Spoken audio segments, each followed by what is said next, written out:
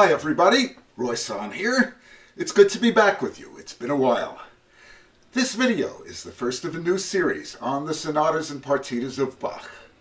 Today we focus on the Allemande from the Partita in D minor. The tempo of the Allemande is basically moderate. You might call it an allegro moderato. The thing is, it's not a slow movement. Within the larger context of the partita as a whole, the sarabande is the slow movement, the corrente and the jig are the fast movements. The Allemande lies comfortably in the middle. It usually demands lots of shaping of the phrases and a broad dynamic range. It also needs a lot of rhythmic freedom. In this video, we're going to pay a lot of attention to the shaping of the phrases.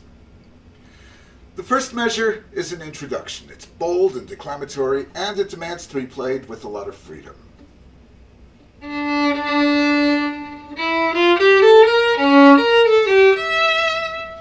It sets the mood and the style.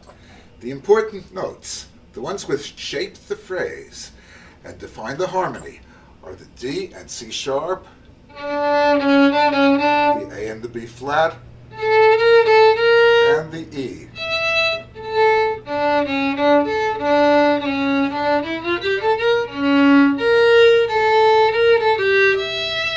Intonation-wise, the C sharp should be on the high side and the B flat on the low side.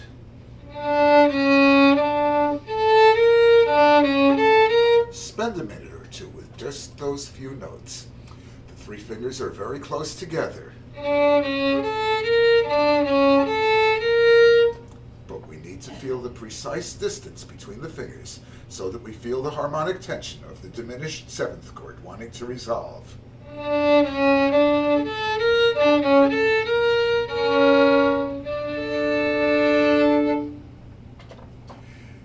At the end of the first measure, Bach leaves us hanging momentarily. We can enjoy that moment of suspense.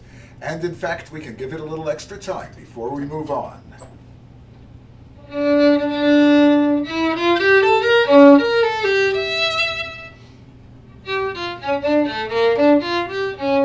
So, starting with the second measure, we're really into the basic tempo and feel of the piece. The two-note slurs establish a kind of dance feeling. We should emphasize it this way with the help of the bow. In Baroque music, the slur means something a little different from what we're used to. It has its own shape. The first note of each pair is a little louder than the second, and there's a tiny separation each time.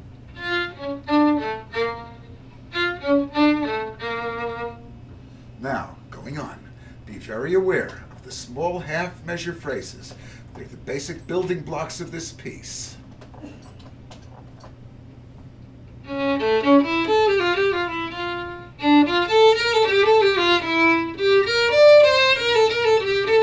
And we need to give these basic building blocks shape, with nuances of tone and with rhythmic elasticity.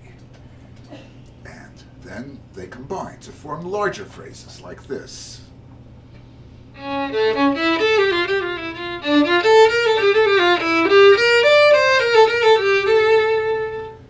So that's the end of the first larger phrase, and the music has modulated to F major. Listen to the underlying harmony.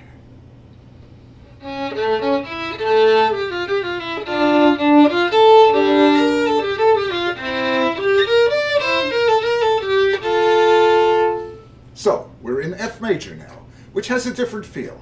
It's happier and more outgoing.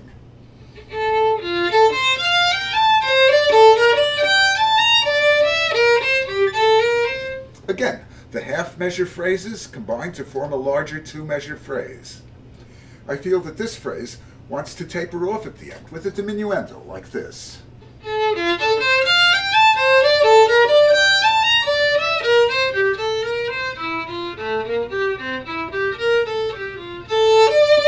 Surprise! All of a sudden, we're back again in D minor with no preparation. And now listen to how the melodic line continues.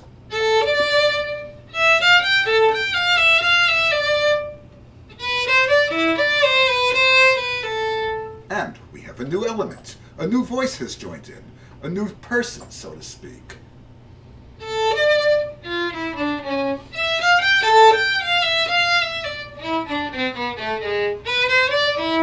So we have a brief conversation, and we need to make that clear. So I play the lower voice a little softer and take some extra time, like this.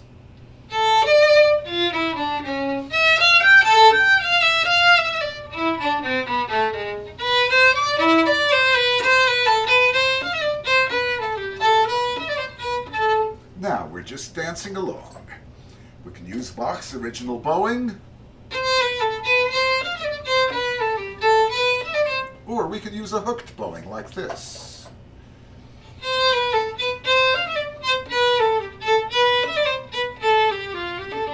That's the 20th century bowing, which you'll find in the Galamian edition. As you see, that changes the feeling a little bit. It has more of a dance feeling. Also, it's more comfortable. You decide which one you like. Now we have a long slur coming up, and we need to start it at the frog. I like to do it this way. Now I'm reversing the bowing.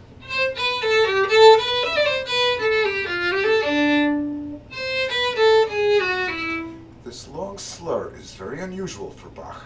A lot of violinists split it up, but I like to give Bach the benefit of the doubt.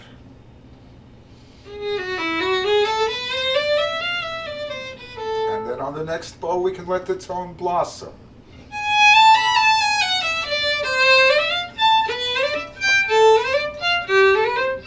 Dancing down the hill, getting softer and softer.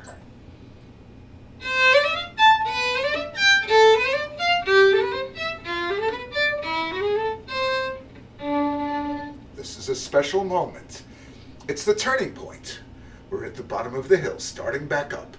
It calls for some rhythmic freedom, for some extra time. Listen to how that works in context.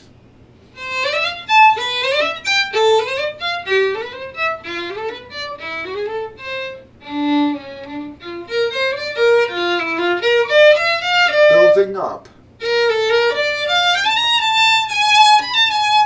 And now we have arrived at an important structural event. We've arrived at an E major chord.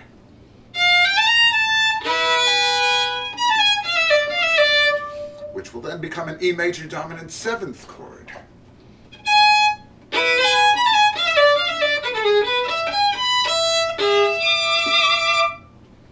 Which resolves briefly to A minor.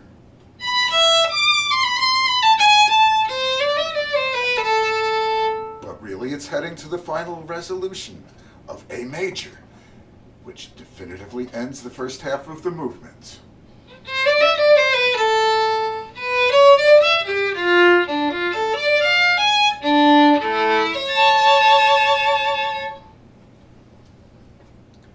Now, let's go back to the beginning and put it all together.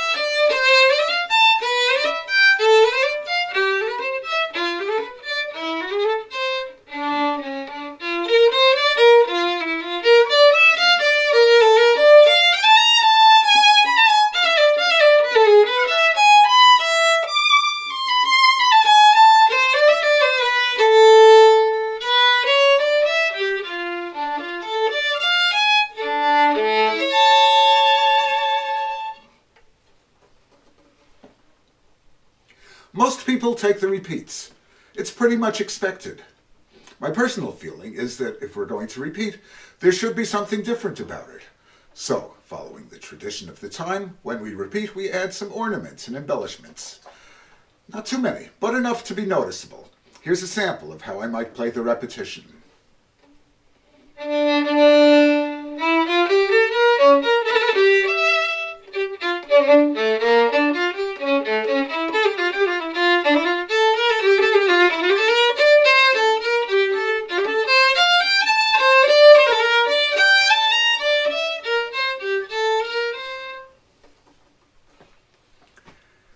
So, we've gone into a lot of detail examining the first half of this Allemande, and we can treat the second half the same way. I'll leave it to you to apply the ideas and the guidelines that we've discussed. Phrasing on two levels, with small phrases combining to form larger phrases, finding the high points and the low points, finding the harmonic changes and letting them shape the music, making copious use of dynamics and rhythmic flexibility. So, I hope this video has been useful to you, and I look forward to being with you again soon.